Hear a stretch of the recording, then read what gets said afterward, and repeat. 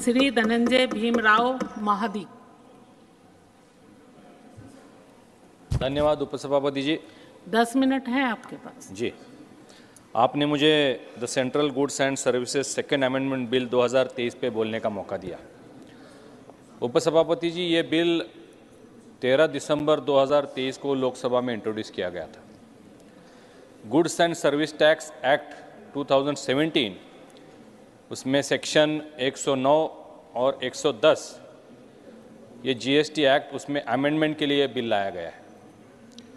Central government appellate tribunal recommendation से GST council formation के लिए ये बिल है मैडम। जीएसटी काउंसिल में एक प्रेसिडेंट, एक जुडिशियल मेंबर और 2 टेक्निकल मेंबर्स होंगे, ऐसा प्रस्ताव है।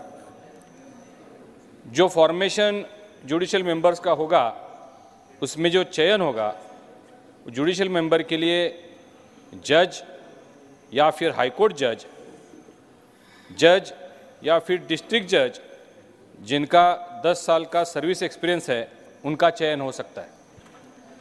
इस बिल में एडवोकेट्स को भी चयन करने का प्रोविज़न है मैडम, जिसको 10 साल का इनडायरेक्ट टैक्सेशन का अनुभव है, वो भी इसमें शामिल हो सकते हैं। इस बिल में प्रेसिडेंट्स और मेंबर्स की आयु निश्चित की गई है। कम से कम 50 उम्र होना ज़रूरी है। पहले प्रेसिडेंट की उम्र 67 थी, वो अब 70 कर दी गई है। मेंबर्स की उम्र 65 थी, वो अब 67 ईयर्स कर दी गई है। अगर कोई क्लेम्स डिनाई होते थे तो उन्हें सेकेंड चांस नहीं मिलता था, जिसकी वजह से ये सभी लोग, सारी कंपनियां हाईकोर्ट जाते थे और ये हाईकोर्ट की जो केसेस की संख्या है वो लगभग 6 करोड़ के आसपास हाईकोर्ट में है। मेरे ख्याल से जब ये ट्राइब्यूनल फॉर्मेशन होगा तो ये हाईकोर्ट का बर्डन कम होगा और इन लोगों को न्याय मिलने में सुविधा होगी। ये जीएसटी कानून, उपसभापति जी, आधुनिक भारत निर्माण में एक बहुत बड़ा योगदान देगा। विकसित भारत संकल्प का जो सपना हमारे आदरणीय प्रधानमंत्री मोदी जी ने देखा है, वो पूरा करने में ये जीएसटी कानून बहुत बड़ा सहयोग देगा। उपसभापति जी, 2017 में जब ये जीएसटी कानून लाया गया, तब केंद्र के 17 और राज्यों के 13 अलग अलग कानून थे, उसको खारिज करके ये जीएसटी कानून लाया गया। तब कुछ राज्यों ने इसका पुरजोर विरोध किया। उन्होंने चिंता जताई कि केंद्र हमारा शेयर अगर समय पे नहीं देगा तो हमारी डेवलपमेंट कैसे होगी। उनकी और एक चिंता थी कि उनका जो स्थानीय कर है, आबकारी कर है, वो उस पर कंट्रोल करना चाहते थे।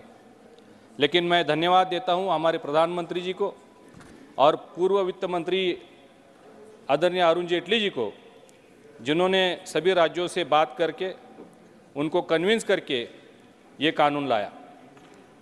केंद्र सरकार ने सभी राज्यों को सुरक्षित करने का आश्वासन तब दिया था और इसी के चलते 5 साल तक अगर उनके टैक्सेशन में, कलेक्शन में कमी हुई तो उसे पूरा करने की हामी भी केंद्र सरकार ने दी थी।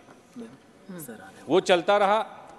और इतना ही नहीं, केंद्र सरकार ने कोविड के महामारी के राज्यों के वक्त जो राजस्व कलेक्शन कम हुआ, टैक्स में गिरावट आई, तब भी हमारे प्रधानमंत्री जी ने जो आश्वासन दिया था वो पूरा किया था।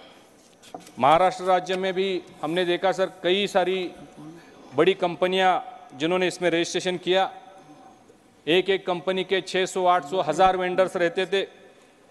इनपुट क्रेडिट की वजह से ये सारे अंडर वन अम्ब्रेला आ गए और सब ने रजिस्ट्रेशन किया और इसकी वजह से आज देश में ये जीएसटी कानून की वजह से देश का राजस्व बढ़ा है। पिछले महीने का अगर आंकड़ा देखें तो सभापति जी 1,67,000 करोड़ पिछले महीने का हमारा जीएसटी कलेक्शन हुआ है। साल का लगभग 20 लाख करोड़ कलेक्शन होने का अनुमान है। इसी की वजह से केंद्र सभी राज्यों को लगातार अपना हिस्सा देता रहा है और इसी की वजह से इंफ्रास्ट्रक्चर डेवलपमेंट देश में बहुत बड़े पैमाने पे हो रहा है सर। ब्रिजेस हो रहे हैं, रोड्स बन रहे हैं, डैम्स बन रहे हैं, रेलवे स्टेशन जो कई सालों से पुराने थे, मरम्मत की ज़रूरत थी। अभी हमने देखा प्रधानमंत्री जी ने एक गिनीज वर्ल्ड रिकॉर्ड किया, एक ही दिन में 508 रेलवे स्टेशनों का आधुनिकीकरण का शुभारंभ एक दिन में किया था।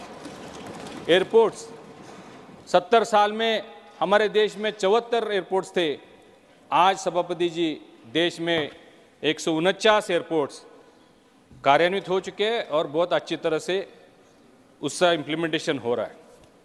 12 करोड़ किसानों को किसान सम्मान निधि दिया जा रहा है। आभा कार्ड, आयुष्मान भारत कार्ड के नाम से हर एक परिवार को 5 लाख रुपए देकर आरोग्य की दृष्टि से उनको सुरक्षित किया गया है। पीएम स्वनिधि से छोटे व्यापारियों को लाभ हो रहा है। 80 करोड़ लोगों को पिछले 3 साल से रेशन देने का काम हो रहा है। वंदे भारत जैसी रेल जो बहुत पॉपुलर हो चुकी है, पूरे देश को इंटरकनेक्ट करने में ये काम भी हो रहा है। कई सारे शहरों को मेट्रो से जोड़ा जा रहा है। ये सभी पैसा लोक कल्याणकारी काम में खर्च करने का काम केंद्र सरकार कर रही है। इसकी वजह से उद्योग कर्मियों का और कंपनियों का इनकम बढ़ा है, प्रॉफिट बढ़ा है, जिसकी वजह से देश प्रगति कर रहा है। लोगों की स्पेंडिंग कैपेसिटी बढ़ रही है। देश में सर स्टार्टअप्स की संख्या आप देखें, 2014 से पहले 350 स्टार्टअप्स कंपनियां थी, आज देश में 90,000 स्टार्टअप कंपनियां हो चुकी हैं। जो